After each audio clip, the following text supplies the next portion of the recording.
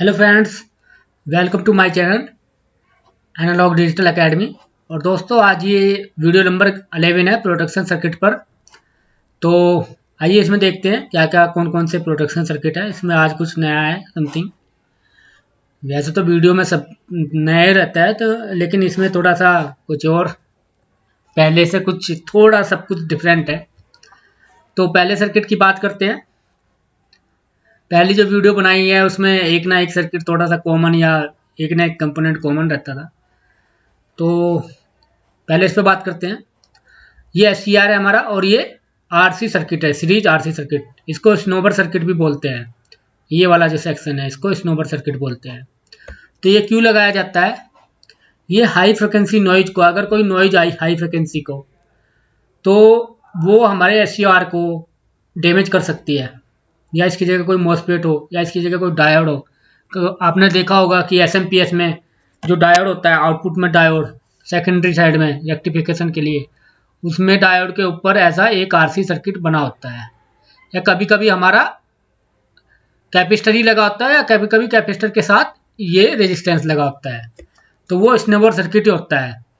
तो वो हमारी जो हाई फ्रिक्वेंसी नॉइज आई, कोई भी नॉइज आई, स्पाइक आई, ऐसी स्पाइक हो या ऐसी स्पाइक हो, इस तरह की स्पाइक आई, तो उसको ये पाथ ना मिलकर ये पाथ जो हाई फ्रिक्वेंसी नॉइज है, उसका कैपेसिटर का जो इम्पीडेंस है वो बहुत कम हो जाता है, लो हो जाता है बिल्कुल। तो जो फ्रिक्वेंसी बढ़ेगी तो उसका इम्पीडेंस कम होगा, तो ये लो पाथ प्रोवाइड करता है और वो वैसे पास हो जाती है। तो ये हमारा जो एस है ये प्रोटेक्ट हो जाता है। और भी स्नोबर में आपने देखा होगा, ये सर्किट हम आरसी सर्किट में भी यूज कर, उसमें रिले प्रोटेक्शन में भी यूज कर सकते हैं डायोड की जगह। और स्नोबर सर्किट आपने एसएमपीएस में देखा होगा। एसएमपीएस में इसके साथ में एक डायोड भी लगा देते हैं वो पूरा, और कभी कभी आरसी सर्किट लगाते हैं। तो वो स्नोबर सर्किट ही है, वो इस काम के लिए प्रोटेक्ट होता है, मतलब प्रोटेक्ट करता है। और इसमें ये सी की जो वैल्यू है, ये कैप इसकी रेजिस्टेंस से काफ़ी ज़्यादा रखी जाती है। इनका कैलकुलेशन किया जाता है डिपेंड ऑन सर्किट की फ्रिक्वेंसी, कितने फ्रिक्वेंसी पे सर्किट काम कर रहा है, उसका अकॉर्डिंग इसको डिजाइन किया जाता है। और डी वाई डी टी का मतलब है जो स्पाइक आई उसका क्या वोल्टेज है, वोल्टेज वेरी हो रहा। और टी का मतलब है टाइम उसका वेरी हो रहा है। यानी मान लीजिए ये हमारी स्पाइक है, ये तो ये ऐसे स्टार्ट हुई, ऐसे स्टार्ट हुई, ऐसे स्टार्ट हुई, ऐसे स्टार्ट हुई, ऐसे आई, ऐसे आई, ऐसे आई। तो यहाँ पर क्या हो गया, इसका टाइम चेंज हो रहा है। और यहाँ पर क्या हो गया, इसका एम्पलीट्यूड चेंज हो रहा है। यहाँ पर बढ़ रहा है, बढ़ रहा है, बढ़ रहा है विद टाइम। अगर ये आप ये टाइम काउंट करो, ये टाइम काउंट करो, और ये टाइम काउंट करो, तो टाइम बढ़ रहा है ना। यहाँ से 0 स्टार्ट हुआ, यहाँ पर कुछ टाइम आ गया, और फिर यहाँ पर ये लो हो रहा है।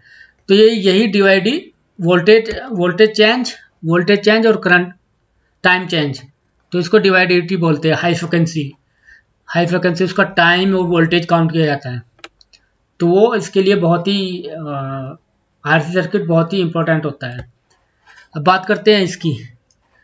ये भी हमारा एक प्रोटेक्शन सर्किट है। इसमें हमने ऑप एम्प यूज कर लिया एज ए टेम्परेटर। तो यहाँ पर हमने कोई रेफरेंस वोल्टेज दे दी, इसका कोई पॉइंट बना दिया, और वो हमेशा इस पर रहेगा रेजिस्टेंस की सेटिंग करके। मान लीजिए इसका 1 वोल्ट बना दिया, सॉरी 1 वोल्ट नहीं, इसका मान लीजिए इसको हमने 5 वोल्ट पे रखा हुआ है, और ये भी हमारी 5 वोल्ट की लाइन है। तो या इसका कम वोल्ट है, तो जैसे ही वोल्टेज बढ़ेगी, इनपुट वोल्टेज हमारी अगर बढ़ रही है, ये हमारा पॉजिटिव पॉइंट होगा और ये नेगेटिव हो गया। तो यहाँ पर अगर वोल्टेज बढ़ रही है तो ये ओपन, इसकी जो रेफरेंस वोल्टेज है, ये वाली जो वोल्टेज है, जैसे ही वोल्टेज बढ़ेगी एक लिमिट से जो हमने रेफरेंस सेट किया, तो ये एज ए कंपरेटर इसकी आउटपुट हाई हो जाएगी। स्टार्टिंग में इसकी आउटपुट लो है, क्योंकि नेगेटिव पॉइंट जो है इसका वो पॉजिटिव पॉइंट से ज़्यादा है, ज़्यादा वोल्टेज पे है, तो इसकी आउटपुट लो रहेगी। जैसे कि आप कंप्यूटर को जानते हो, कंपरेटर। और जब वोल्टेज बढ़ेगी तो इसकी वोल्टेज ज़्यादा हो जाएगी, तो ये पॉजिटिव, ये आउटपुट इसकी हाई हो जाएगी, हाई होकर एस को ऑन कर देगी, और करंट ऐसे फ्लो होगी। फिर ये यहाँ पर कुछ 0 वोल्ट मिलेगा आपको, इसकी ड्रॉपिंग वोल्टेज के बराबर। तो ये सर्किट को प्रोटेक्ट करने के लिए है। इस कंडीशन में भी फिर जैसे मैंने पिछले सर्किट में बताया कि ये फ्यूज उड़ना चाहिए उस टाइम पे, अगर ये ऑन होता है तो उस टाइम पे ये फ्यूज उड़ना चाहिए, अदरवाइज आपका एचसीआर खराब हो सकता है। तो एचसीआर की जो करंट रेटिंग है वो फ्यूज से ज़्यादा होनी चाहिए, और फ्यूज की करंट रेटिंग जो है सर्किट की टोटल कंजप्शन से ज़्यादा होनी चाहिए। तो कैसे कैसे इसमें डिफरेंस होगा, जो फ्यूज की करंट रेटिंग है वो सर्किट की करंट रेटिंग से ज़्यादा होनी चाहिए, 1 एम्पियर या 0.5 या 50% ज़्यादा या 25% ज़्यादा है। और जो एचसीआर की करंट रेटिंग है वो फ्यूज से ज़्यादा होनी चाहिए, डबल होनी चाहिए, या उसको आप ट्रिपल जो भी है वो रख सकते हो, क्योंकि हमें फ्यूज ही उड़ाना है। और ज़्यादा भी नहीं रख सकते क्योंकि उसकी कॉस्ट बढ़ेगी फिर। तो फ्यूज की रेटिंग से 50% आप ज़्यादा रख सकते हो या 25%। तो ये सर्किट को प्रोटेक्ट करने के लिए यूज किया जाता है। ये सब पहले सर्किट थे, अब थोड़ा सा इनका यूज कम हो गया है, लेकिन अब भी ये बहुत अगर आप पुराने सर्किट देखोगे मैंने लगा होता है, तो उनको रिपेयर करने में या उनको फिर समझने में या उनको इम्प्लीमेंट करने में फिर, या आपके इलेक्ट्रिकल सर्किट होते हैं उनमें ज़्यादा यूज होता है। इलेक्ट्रॉनिक्स में माइक्रो कंट्रोलर प्रोसेसर के साथ ही उनमें इतना यूज नहीं होता। अब बात करते हैं इस सर्किट की। ये हमारा एनटीसी है, एनटीसी का सिंबल है। ये सिंबल तो दोनों का सेम से ही बनता है, एनटीसी और पीटीसी का, बस थोड़ा सा इनका जो इनकी फुल फॉर्म में उसमें चेंज होता है। एनटीसी जो होता है नेगेटिव टेम्परेचर कोफिशिएंट, इसका मतलब होता है अगर टेम्परेचर बढ़ता है तो रेजिस्टेंस कम होगा। रेजिस्टेंस हमारा आर की जो वैल्यू है वो कम होगी टेम्परेचर बढ़ने पर। और पीटीसी क्या होता है, पॉजिटिव टेम्परेचर कोफिशिएंट, इसका क्या होगा, अगर टेम्परेचर बढ़ता है तो रेजिस्टेंस की वैल्यू, इसकी जो वैल्यू है पीटीसी की वैल्यू बढ़ती है।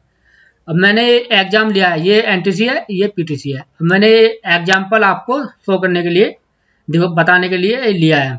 मान लीजिए यहाँ पर 5 वोल्ट है और ये 5 वोल्ट है, और स्टार्टिंग में आप इसको मान लीजिए ये एनटीसी है, एनटीसी। तो एनटीसी मान लीजिए 100 या 10K का है, सॉरी 10K का है, तो 10K ये प्लस 10K ये, तो 20K हो गया ऊपर हमारा, तो 10K हो गया नीचे।